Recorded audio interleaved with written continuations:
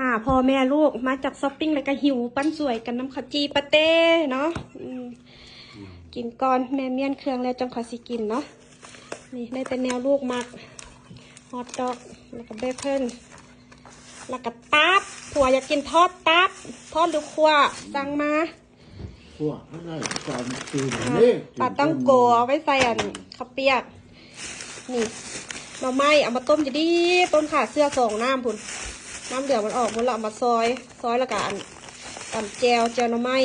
ข้าวเหนียวฮ้อนๆคุยหนูแซ่บนี่อันนี้กับมะจีแจวปั้นข้าวเหนียวข้าวจีฮอทดอกน้ำใส่อิ่วลูกมากินกับข้าวเจ้าแบบง่ายๆอุ่นเส้นยาวอู้ยนี่บักฮุงน้อยนี่เกือบจีดอนพุ่นเลยเด้อหาน้อยๆกับพวกนี้ตำได้เป็น5 เทื่อพุ่นไผว่าคนอยู่เมืองนอกโซ่ได้ตำบักฮุงแจวปลาแดกคือแต่อึดแต่อยากเนาะ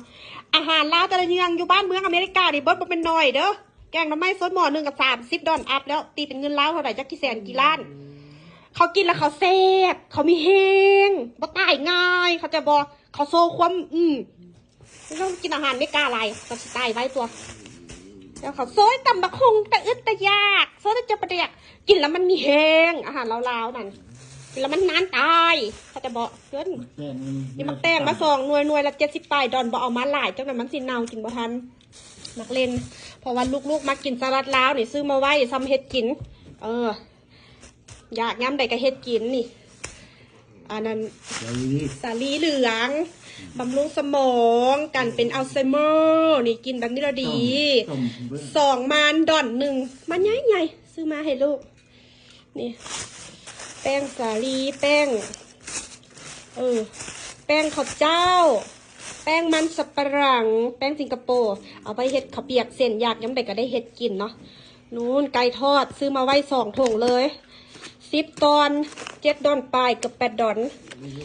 หุงข้าวเจ้าไว้ลูกอยากย้ำใดลูกก็ได้กินเพราะว่าช่วงซัมเมอร์เขาพักโรงเรียนอยู่บ้านเนาะนู้นเบิ่งแน่ไปอันแมคโดนัลด์มา1 ดอนปลายคุกกี้อันนี้ก็ขึ้นลายแล้วเด้อนี่ขึ้นเป็นดอนปลาย5 ดอนปลายแล้วจากที่เคยว่า3 ดอน90 ปลายแล้วนะนี่แหละช้อปปิ้งเมื่อยหิวแล้วค่ะกินก่อนละกินแล้วก็นอนสบายเป็นนายตัวเองอยากก็ซื้อได้มี2 แก๊สมีไว้แม่มักพอลูกมักมาม่าเอาเบิด2เขาบ่ต้องว่าสิมาเลือกเขามีซิทเอาหมดมักอย่างก็ซื้อบ้านเมืองเจริญบวกลบคูณหารจัดการชีวิตตัวเองให้รอดแบบเลิศๆแค่นั้นพอนี่งานรับกินละนอนงานรองโพสต์รูปโพสต์คลิปเมกมันนี่อยู่เนาะโพสต์เข้าไปงานเป็นนายตัวเองสบายกว่านี้บ่มีอีกแล้วมาเฮ็ดเบิ่งพวกคอมเมนต์ว่าพวกมาเฮ็ดคลิปมันสั่งรายได้มันพวกกันขอทานว่าซั่นขอทานบ้านมึงหรือมันซัมพอร์ตรีท้ายเขาโพสต์รูปโพสต์คลิปทรัพย์สินทางปัญญารูปคลิปมันทำงานหาเงินแทนเขาเราสบา